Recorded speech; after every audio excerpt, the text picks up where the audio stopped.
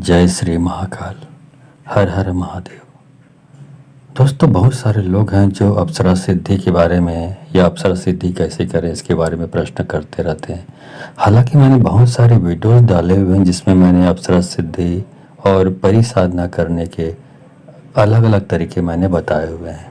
लेकिन आज के इस वीडियो में मैं आपको अप्सरा साधना करने के आपको बहुत ही सरलतम उपाय बताने जा रहा हूँ, जिसको आप गौ माता के माध्यम से आप इस सिद्धि को करके अप्सरा को सिद्ध कर सकते हैं और अपने मन माफिक जो भी इच्छाएं हैं उसकी पूर्ति कर सकते हैं।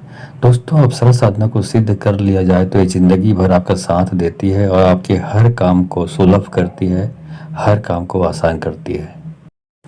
अप्सरा साधना के बारे में एक बात बता दूं कि अप्सरा को तो आप किसी भी रूप में सिद्ध कर सकते हैं। इस माता के रूप में सिद्ध कर सकते हैं, बहन के रूप में सिद्ध कर सकते हैं और चाहे तो प्रेमिका के रूप में भी सिद्ध कर सकते हैं। लेकिन मेरा सबसे यही एक सलाह रहता है कि आप माता के रूप में करें, बहन के रूप में करें, लेकिन प्रेमिका के रूप में ना करें, क्योंकि ये बहुत ही ज़्यादा खतरनाक होता है एक साधक के लिए।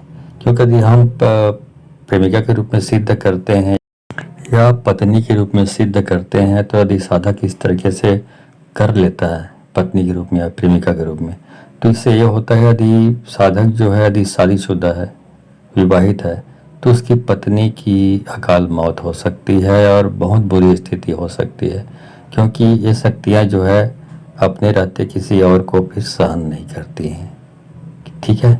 और यदि अविवाहित व्यक्ति साधक जो है वो यदि इस उपाय को करता है पत्नी या प्रेमिका के रूप में, तो उनकी जो फिर शादी हो नहीं पाएगी कभी। ठीक है, कभी शादी नहीं हो पाएगी। तो दो चीज़ें हैं, इसलिए मैं चाहता ये हूँ कि सलाह देता हूँ सबको कि आप माँ के रूप में करें या बहन के रूप में करें, तो आपके लिए बहुत बेहतर होगा। अब इसके ये है, और दूसरी बात ये बता दूँ कि जब भी ये समझ लीजिए, आप जब ये उपाय करते हैं तो आपको परिसाधना करते वक्त अपने आप को बिल्कुल, अपने दिमाग को बिल्कुल नियंत्रित रखना है।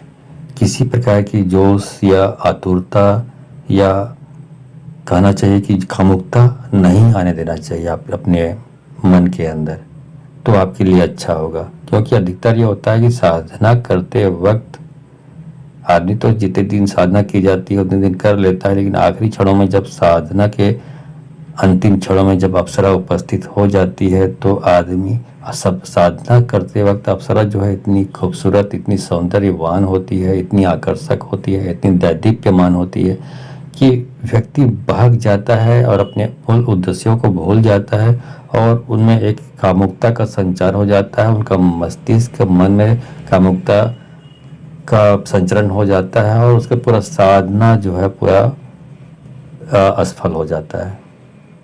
ठीक है, तो आपको अपने दिमाग को नियंत्रित रखना है, साधना की ओर ध्यान करना है, फोकस रखना है, और साधना की ओर फोकस रखते हुए आपको या माँ या बहन के रूप में आपको सिद्ध करनी है। ठीक है। अब आप जानना चाहते हैं इस साधना के बारे में कि इस अप्सरा साधना को गौ माता के माध्यम से कैसे सिद्ध करें, तो यदि आप इस मेरे चैनल पे पहली बार आए हैं तो चैनल को सब्सक्राइब करना ना भूलें, साथ में बेल आइकन को क्लिक कर लें और बेल आइकन को क्लिक करने के बाद जो ऑल का ऑप्शन आता है उसको भी क्लिक कर लें, ताकि आपके लिए मैं इस प्रकार की प्राचीन ग्रंथों में जो वर्णित विभिन्न प्रकार के उपाय हैं, जो तरीके हैं, वो लाते रहता हूँ। वो जानकारी आपको सर्वप्रथम मिल जाती है, ताकि आप उसका उपयोग करके अपने दैनिक समस्याओं को या अपने जीवन में छाई हुई जो भी परेशानियां हैं उनको दूर कर सकते हैं। तो चलिए आपको बताता हूँ कि आप यदि इस अप्सरा साधना करना चाहते हैं तो गौ माता के माध्यम से कैसे इस क्रिया को, उपाय को करेंगे आप। दोस्तों, कहा जाता है कि गौ माता में पूरे देवी देवता का, उनके शरीर में पूरे देवी देवताओं का निवास होता है। ये शास्त्रों में बताया गया है, मेरी कही हुई बातें नहीं है। तो ये बात परफेक्ट है, बिल्कुल सत्य है कि उनकी पूरे शरीर में देवी देवताओं का निवास होता है। तभी गौ माता की सेवा की जाए सच्चे दिल से। और अप्सरा साधना के लिए आपको एक बात बता दूं, उनकी शक्ति इतनी होती है गौ माता में कि आप उनकी जो पैरों की जो खुर होता है, खुर का पीछे का हिस्सा जो होता है, यदि वहाँ पर यदि नीचे का जो हिस्सा होता है मिट्टी होती है, नीचे की मिट्टी जहाँ पर गौ माता खड़ी उसके नीचे की मिट्टी होती है, तब उसको तिलक लगा देते हैं तो आपको बहुत सारे बिगड़े हुए काम बन जाते हैं। आपके शरीर के अंदर कोई नेगेटिविटी है वो दूर हो जाती है। वहीं पे जो वहाँ जो गौ माता जहाँ खड़ी होती हैं वहाँ पर की मिट्टी को निकाल कर अपने घर में पूरा छिड़क देते हैं, चारों ओर छिड़क देते हैं, तो घर की नेगेटिविटी खत्म हो जाती है। इतनी पावरफुल होती है ये।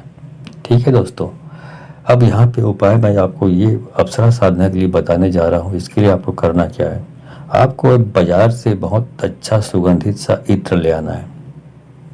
ये उपाय आपको रात को करनी है और ऐसी जगह में करनी जहाँ पे एकांत स्थान हो। आपको तो आपके घर गाय है तो अच्छी बात है, और नहीं है तो आप कहीं से ढूंढ कर रखिए, या किसी के घर है तो कहीं पर भी आपको ये व्यवस्था करनी है कि एकांत में आपको ये उपाय करनी है।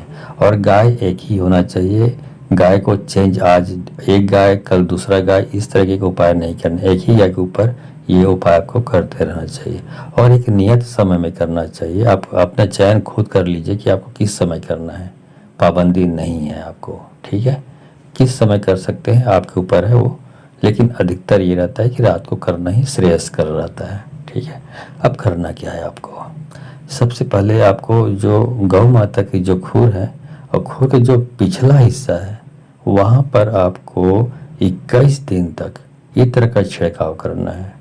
इत्र का छिड़काव करना है और करते हुए आपको ये संकल्प करनी है, ये प्रार्थना करनी है कि मैं अप्सरा सिद्धि के लिए ये उपाय कर रहा हूँ, तो हे गौ माता मेरी मदद करें। और अप्सरा को वह इंगित करते हुए बोलें कि आप मुझे दर्शन दें और मेरी समस्याओं को दूर करें, ये बोलें। और साथ में ये बोलने के बाद आप वहीं पर बैठ जाइए और बैठकर एक माला मतलब 108 मनके की माला में 108 बार आपको इस मंत्र को जाप करना है। ओम अप्सरा दर्शाय दर्शाय कुरु कुरु स्वाहा। ओम अप्सरा दर्शाय दर्शाय कुरु कुरु स्वाहा। इस मंत्र का आपको 108 बार जाप करनी है। इस तरीके से आपको 108 बार जाप करना है और 21 दिन तक आपको जाप करते रहना है। शुद्ध होकर करना है, पवित्र होकर करना है, और अपने कपड़ों पर भी आपको इत्र डाल लेनी है। इस उपाय को करने से पहले एकांत में करें जहाँ पर कोई इस उपाय को करते हुए ना देखें। उसके बाद आपको रात्रि में आपको, यदि आप पूरे फैमिली के साथ रहते हैं, लेकिन आपको 1 घंटा किसी एकांत स्थान पर आपको रहना है रात को आपको, ताकि अप्सरा आपको सबके सामने सार्वजनिक रूप से तो दर्शन देंगी नहीं, तो आप एकांत में 1 घंटा कहीं पर भी रुके आपके घर के अंदर, और उस समय जो अप्सरा है वो आपको दर्शन देंगी, या तो फिर पहले अपने पायल की आहट से आपको संकेत देगी, किसी प्रकार की संकेत आपको देगी वो, और कुछ समय बाद वो आपको खुद दर्शन भी देंगे। जब आपके सामने उपस्थित अप्सरा हो जाती है तो आप अपनी समस्याओं को रख सकते हैं, और सामने जब वो रखेंगे तो वो भी अपनी कुछ शर्तें आपके ऊपर रखेंगी।